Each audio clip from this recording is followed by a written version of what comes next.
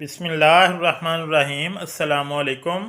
हज़रत हव्वा अलैहिस्सलाम हज़रत आदम अलैहिस्सलाम की बीवी और मौजूदा तमाम नस्ल इंसानी की माँ है। अल्लाह ताला ने इन्हें हज़रत आदम अलैहिस्सलाम की बाईं पसली से तख्लीक किया। क्योंकि वो ज़िंदा आदमी से बनाई गई, इसलिए हव्वा नाम रखा गया। इनका नाम कुरान मजीद में नहीं आया, सिर्फ ज़ौजा आदम का कई मकाम पर जिक्र है। जन्नत में हज़रत आदम अलैहिस्सलाम और हज़रत हव्वा दोनों को शजर ममनुआ का फल खाने से रोका गया था। दोनों ही इस हुक्म खुदाबंदी को भूल गए और वसवसे शैतान से इसी दरख्त का फल खा बैठे। फल खाते ही एहसास गुनाह हुआ और तौबा इस्तग़फ़ार में लग गए।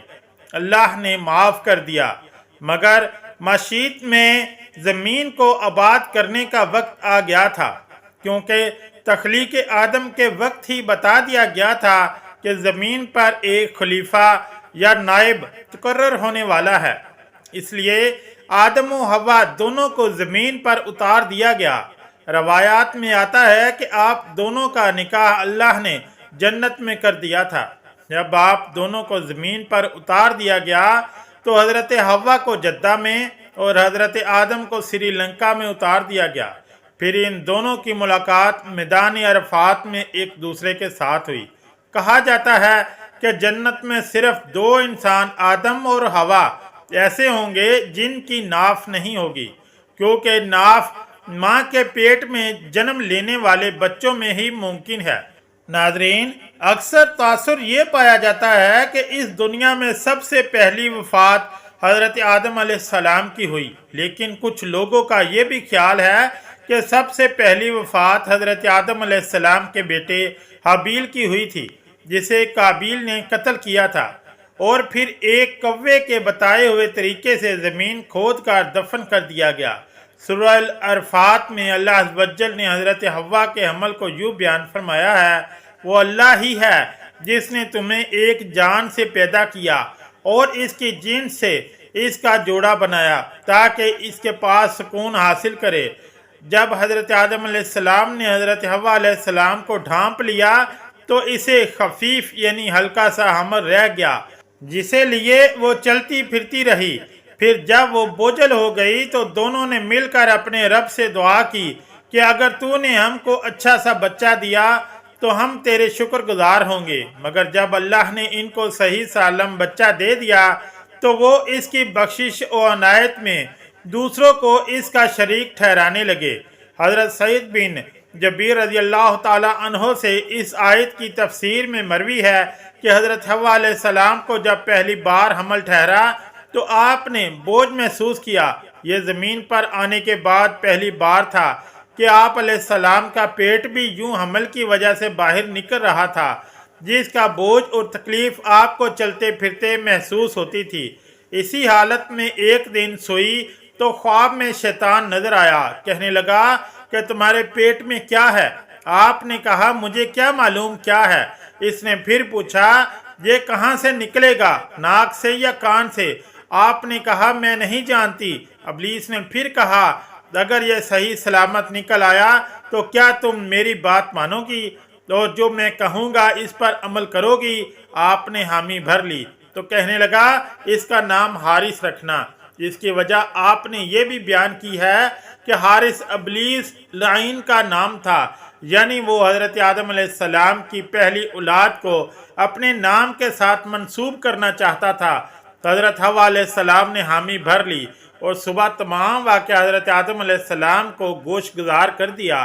हज़रत आदम अलैहिस्सलाम ने तमाम वाक़ये के बाद फरमाया वो शैतान था, इससे बचकर रहना, वो हमारा खुला दुश्मन है जिसने हमें जन्नत से निकलवाया था। शैतान एक बार फिर हज़रत हव्वा अलैहिस्सलाम के पास आया और इसी बात पर आमादा किया।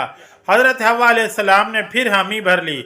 लिहाजा जब हमल मुकम्मल हो गया और अल्लाह ताला ने सलामती के साथ बच्चे को पेट से निकाल दिया तो हज़रत हव्वा अलैहिस्सलाम ने वादे के मुताबिक बच्चे का नाम हारिस रख दिया। इब्न जरीर तिबरी लिखते हैं कि ये वो वाक़या है जिसका जिक्र अल्लाह पाक ने सूरह आराफ में फरमाया है।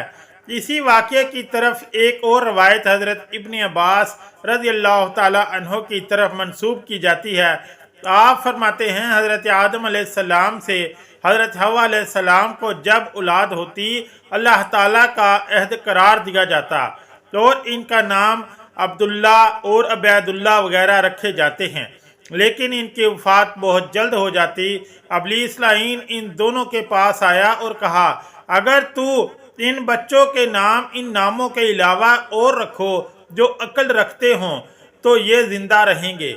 इसके बाद इसके यहाँ लड़का पैदा हुआ तो उन्होंने इनका नाम शैतान के बताए हुए तरीके से अल हारिस रखा। एक और रवायत में रसूलुल्लाह सल्लल्लाहु अलैहि वसल्लम ने फरमाया, हज़रत हव्वा का कोई फर्जंद जिंदा नहीं रहता था। उन्होंने नज़र मानी कि अगर इनका बेटा जिंदा रहा तो इसका नाम अब्दुल हारिस रखेंगे।